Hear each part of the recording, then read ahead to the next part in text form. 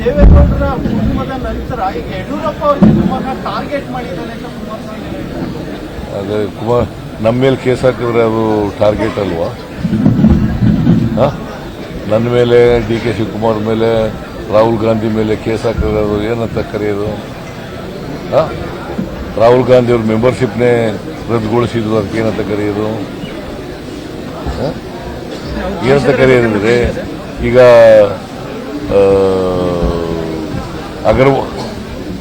ಅಗರ್ವಾಲ್ ಯಾರು ಡೆಲ್ಲಿ ಮುಖ್ಯಮಂತ್ರಿ ಅವ್ರನ್ನ ಜೈಲಿಗೆ ಕಳಿಸ್ಬಿಟ್ರು.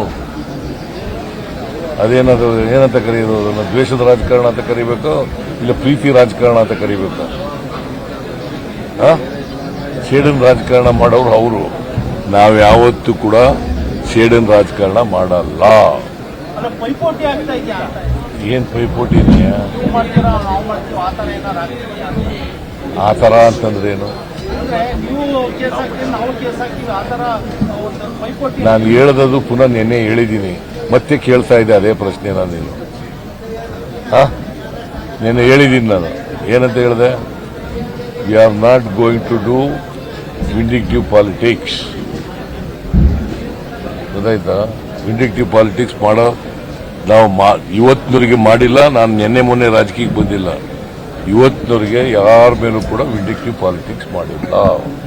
ಅದು ಬಿಜೆಪಿಯವರ ಕೆಲಸ.